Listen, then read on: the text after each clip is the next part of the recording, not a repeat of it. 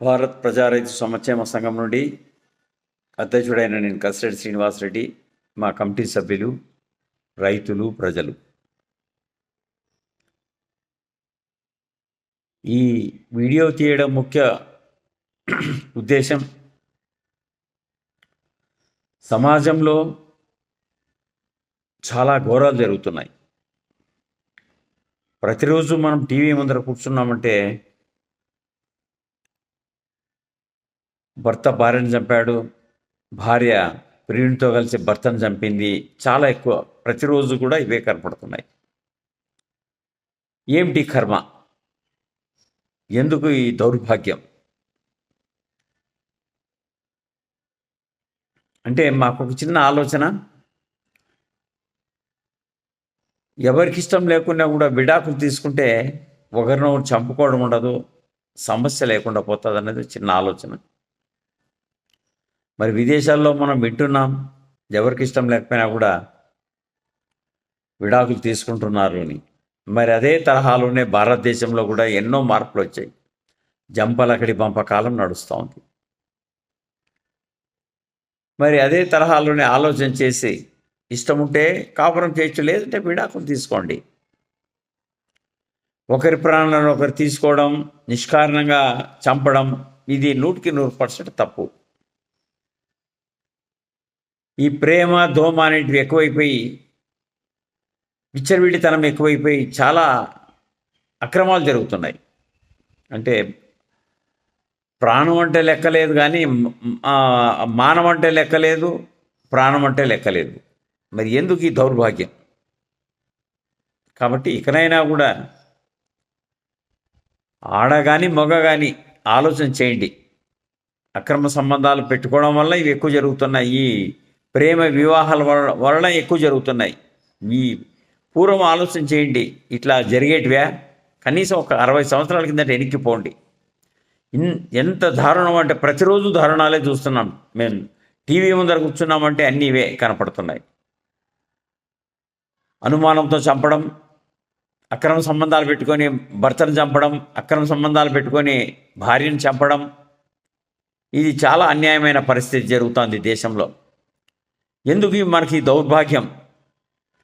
మొత్తం మీద చెప్పాలంటే ఏ దేశంలోనూ లేదు ఈ దుర్మార్గమైన పరిస్థితి. మరి ప్రజలు ఇకనైనా ఆలోచన చేసి ఎవరైనా సరే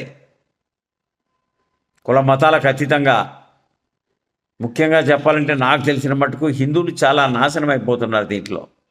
ఎక్కడ వేరే కులాల్లో కనిపించడం లేదు ఇది. ఎందుకు ఈ దౌర్భాగ్యం? మనం ఇలాగే చంపుకుంటా చనిపోతూ ఉంటే దేశం ఏమైపోతుంది? హిందుత్వం నాశనం అయిపోతుంది నాకు తెలిసిన మటుకు. కాబట్టి ఇకనైనా కూడా మీరు ఆలోచన చేసి ఎవరైనా సరే, ఆడ కానీ మగ కానీ, ఈ అక్రమ సంబంధాలు పెట్టుకోవడమే తప్పు, అవసరం లేదు ఏంటికి. కాబట్టి ఇకనైనా కూడా అలాంటి పరిస్థితి ఏర్పడినప్పుడు విడాకులు తీసుకోండి దయచేసి. ఆడవారు కానీ మగవారు కానీ, ఎవరు బతుకు వారు బతకండి. పుట్టుకతో ఎవరు ఆలుమొగలుగా పుట్టరు కదా. ఏంటి దౌర్భాగ్యం ఈ దేశంలో? రాజకీయ నాయకులు కూడా దీనికి ఖచ్చితంగా ప్రజల్లో అవగాహన చేయాలని చెప్పేసి మేము కోరుతున్నాం. అదే తరహాలోనే శిక్షలు కూడా కఠినంగా ఉండాలని చెప్పి కోరుకుంటున్నాం. తప్పు చేసినప్పుడు మొక్కలోనే తుంచేస్తే ఇంత సమస్య జరగదు. ఎన్నో రకాలుగా జరుగుతున్నాయి. ఇది ముఖ్యంగా నేను ఆడ మగలో కలుగుతున్న దౌర్భాగ్యానికి వీడియో ఇది. మరి ఇకనైనా కూడా ప్రజలు ఆలోచన చేసి మీరు కలిసి ఉంటే కలిసి ఉండండి, లేదంటే విడాకులు తీసుకొని ఎవరు బ్రతుకోవాలి బతకండి. అంతేగాని చంపుకోవడము, నరుక్కోవడము, ఏంటి దౌర్భాగ్యం మనకి? అసలు అక్రమ సంబంధం పెట్టుకోవడమే తప్పు. పూర్వ ప్రేమికులంట అలాంటి పరిస్థితి ఉన్నాడు అసలు పెళ్ళిళ్ళు చేసుకోకూడదు. ఎందుకు పెళ్ళిళ్ళు చేసుకోవాలా?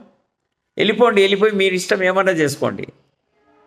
చంపించుకోండి, బ్రతకనన్నా బ్రతకండి.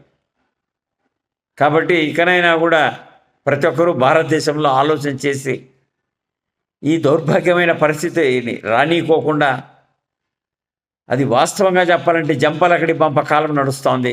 మరి ఏనాడో సినిమా తీశారు దీని మీద. ఇటువంటి సంభాషణ పెద్దలు చెప్పిన మాట సద్దిమూట. పెద్దలు ఏది చెప్పినా కూడా 100% కరెక్ట్గా ఉంటుంది. పెద్దల మాట చెవిన వేసుకోవడం లేదు. ఆడవారికి ఆడవారే శత్రువులు. ఏంటి దౌర్భాగ్యం?